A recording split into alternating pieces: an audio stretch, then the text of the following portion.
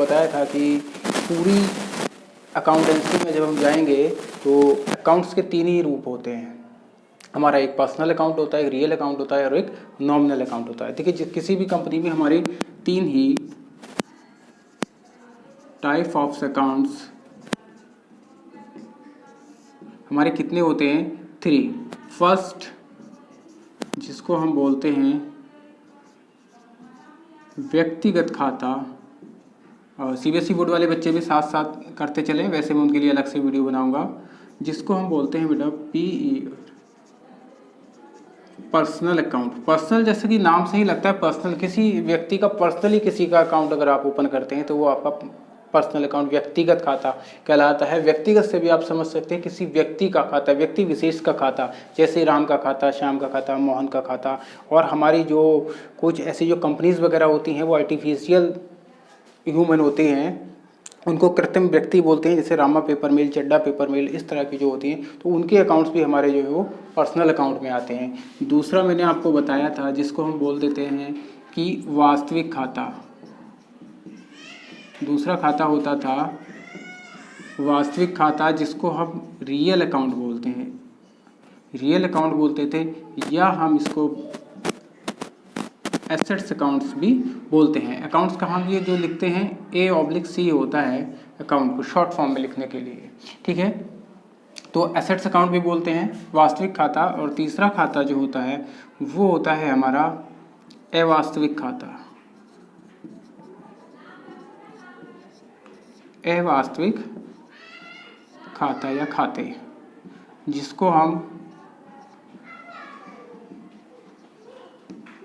Nominal account बोलते हैं, या इसका एक नाम मात्र का खाता भी होता है, नाम मात्र का खाता। जैसा कि आपको नाम से ही पता चल रहा है कि नाम मात्र का खाता है, मतलब बाकी ये जो अकाउंट्स हैं ये आपके कई साल तक चलते हैं, लेकिन जो अवास्तविक खाता है, नाम मात्र का खाता है, ये हमारा ज़्यादा से ज़्यादा सिर्फ 1 साल के लिए खोला जाता है और उसके बाद बंद कर दिया जाता है। जिस तरह से आय या व्ययों के खर्चे होते हैं, एक्सपेंसेस वगैरह के जो अकाउंट्स होते हैं वो नॉमिनल अकाउंट्स कहलाते हैं। थोड़ी लाइट कम है, थोड़ा कोऑपरेट करना बच्चों। तो नाम मात्र के खाते होते हैं, ये पिछली वीडियो में मैंने आपको बताया था। अब इन सभी में अब जिस तरह के जो और अकाउंट्स होते हैं, जैसे कैपिटल अकाउंट है, बैंक अकाउंट है, वो सारे इन ही के पार्ट होते हैं। जो भी अकाउंट्स होंगे वो इनमें से ही कोई एक कैटेगरी का होगा, या तो वो पर्सनल अकाउंट होगा, या रियल होगा, या नॉमिनल होगा। अब जैसे है कि कमीशन अकाउंट, तो वो नॉमिनल है, खर्चा है। अगर कोई फर्नीचर इसमें एसेट्स से क्लियर हो रहा है कि एसेट्स सारी जो हमारी रियल अकाउंट में आ जाती हैं। बाकी पर्सनल अकाउंट है, अब कैपिटल अकाउंट है, तो वो भी आपका पर्सनल अकाउंट में आ जाता है। तो ये हम डिटेल में बता चुके हैं। अब आगे हम पढ़ेंगे कि इन सब में इनके लेखा करने के नियम क्या होते हैं, रूल्स क्या होते हैं इनकी एंट्री करने के। लेकिन उसको पढ़ने से पहले थोड़ा सा, अब हम जब अकाउंटिंग में जाएंगे तो कुछ हमारे लेखांकन के शब्द होते हैं, कुछ बेसिक अकाउंटिंग टर्म्स होती हैं जो हमें यूज़ करनी पड़ेंगी, जो बार बार हम पढ़ेंगे, तो उनके बारे में थोड़ा सा हम जान लेते हैं। तो चलिए, इसको अगर स्क्रीनशॉट लेना चाहें तो ले सकते हैं, वैसे मैंने पिछले वीडियो में बहुत अच्छे से बता दिया है। अब आगे चलते हैं बच्चों। जब हम अकाउंट्स में जाएंगे तो कुछ आधारभूत लेखांकन शब्द होते हैं जिनको बेसिक अकाउंटिंग टर्म्स हैं। कुछ ऐसे वर्ड हैं जो बार बार हमारे सामने आएंगे और हमें ज़रूरी है कि हमें उन सब के बारे में पता होना चाहिए कि ये कौन से वर्ड क्या हैं। कहीं से अचानक अगर आ जाता है कि गुड्स आ जाए, ठीक है, ड्राइंग्स आ जाए, एसेट्स आ जाए, तो जो बच्चा है वो सोचता है पता नहीं ये क्या है। तो जब तक आपको उसकी बेसिक नॉलेज ना हो तो अब आप कंफ्यूज रहोगे। तो हम एक वीडियो एक्स्ट्रा बना लेंगे, टाइम लग जाएगा। तो चलिए, आज की इस वीडियो में हम अकाउंटिंग में यूज़ होने वाले उन वर्डों को लेंगे, जितने वर्ड्स होते हैं जो यूज़ होते हैं अकाउंट्स में हमारे आएंगे। तो दोस्तों, सबसे पहले हमारा आता है संपत्ति। आप इसको बहुत बार देखोगे, संपत्ति, जिसको इंग्लिश में हम बोलते हैं एसेट्स। एसेट्स क्या होती हैं दोस्तों? चलिए, रेड से लिखूंगा आगे, एसेट्स। कोई भी बिजनेसमैन, जब हम कोई बिजनेस करते हैं, उसमें जो उसे चलाने के लिए जो संपत्ति हम परचेज करते हैं वो आपकी एसेट्स कहलाती हैं, ठीक है। किसी व्यवसाय में विनियोग करके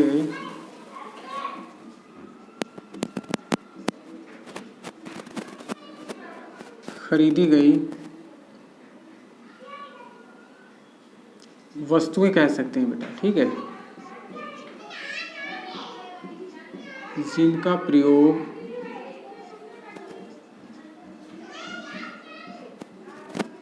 व्यवसाय में होता है, संपत्ति कहलाती है, संपत्ति कहलाती है।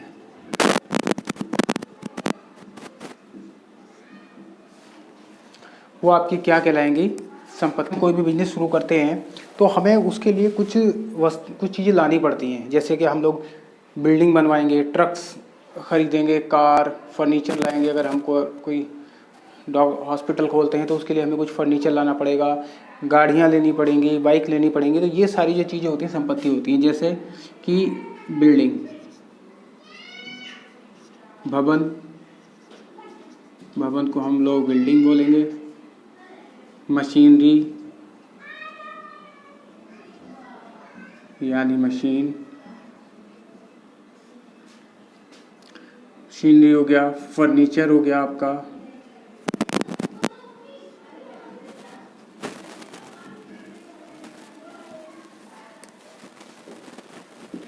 फर्नीचर आती, ये आपकी संपत्तियां कहलाती हैं। फिर आपका आएगा तो फिर दायित्व।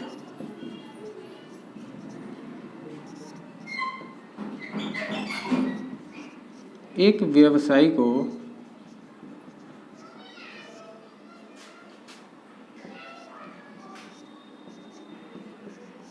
जो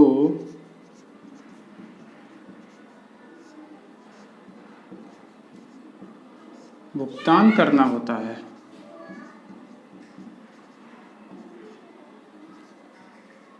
वह दायित्व कहलाएगा।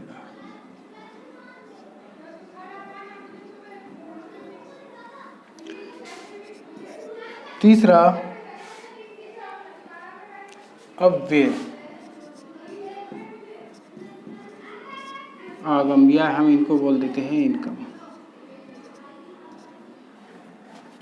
ये तो आप सब समझते हैं, इसकी डिटेल लिखने की जरूरत नहीं है। जिस चीज़ में आप बिजनेस करते हैं उसका जो आपका जो आय है वही इनकम है। चौथा व्यय, व्यय आपके लिखे आएंगे एक्सपेंसेस। ये दो तरह के होते हैं दोस्तों, एक होता है रिवेन्यू और एक होता है कैपिटलाइज। इसी तरह से ये भी रिवेन्यू एंड कैपिटलाइज, ये भी दो तरह की होती है। फिर आपको मोस्ट इम्पोर्टेंट है कि माल, माल जिसको हम बोलते हैं गुड्स। देखो ये बहुत ज़रूरी है इसको समझना कि हमारा गुड्स क्या है। माल केवल वही है जिस वस्तु का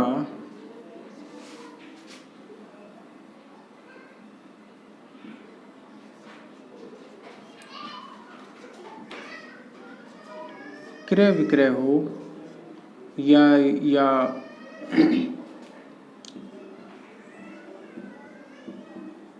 व्यवसाय हो, वही माल कहलाएगा।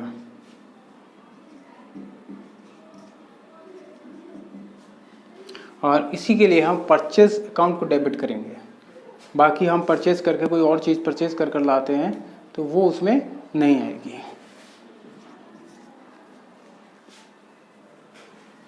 अब आपका आएगा परचेज, जिनको उधार बेचा गया, यानी हमारे जो ऋणी होते हैं वो। डिस्काउंट, डिस्काउंट दो तरह की होती है, एक कैश डिस्काउंट होती है और एक क्रेडिट डिस्काउंट होती है। कटौती आएगा और डेबिट, क्रेडिट, इसको हम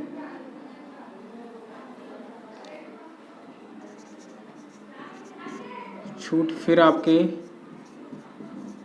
ऋणी, जिसको हम डेबिट बोलते हैं, डेबिट, इसको शॉर्ट में DR से यूज़ करेंगे। फिर आपका आता है क्रेडिट, क्रेडिट सॉरी यहाँ हिंदी में लिखूँ, धनी पक्ष, इसको हम लिखेंगे क्रेडिट। देखिए डेबिट डेटर्स से बना है और क्रेडिट जो है वो आपका क्रेडिटर्स से बना है। इसको शॉर्ट में हम CR लिखते हैं। फिर आपका कमीशन,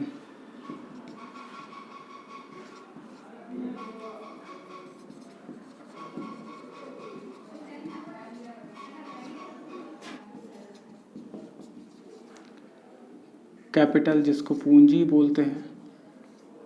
पूंजी क्या होती है? जिससे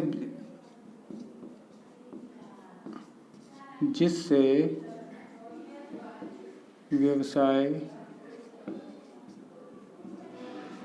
शुरू किया जाए।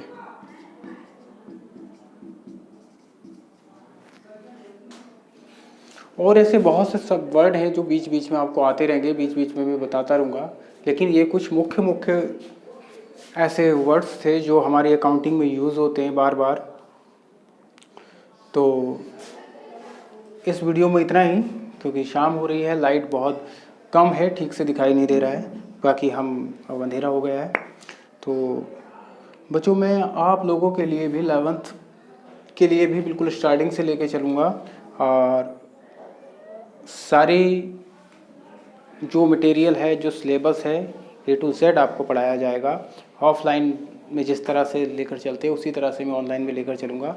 कोई भी टॉपिक छूटेगा नहीं और कोई भी टॉपिक कहीं से कहीं नहीं होगा। सारा आपका एक सीरियल वे में चलेगा, सीक्वेंस में चलेगा और आपको बहुत अच्छा समझ में आएगा, ये मैं आपको गारंटी देता हूँ। तो ज़्यादा से ज़्यादा वीडियो को शेयर कीजिए और चैनल को सब्सक्राइब कीजिए। मिलते हैं नेक्स्ट वीडियो में। जय हिंद।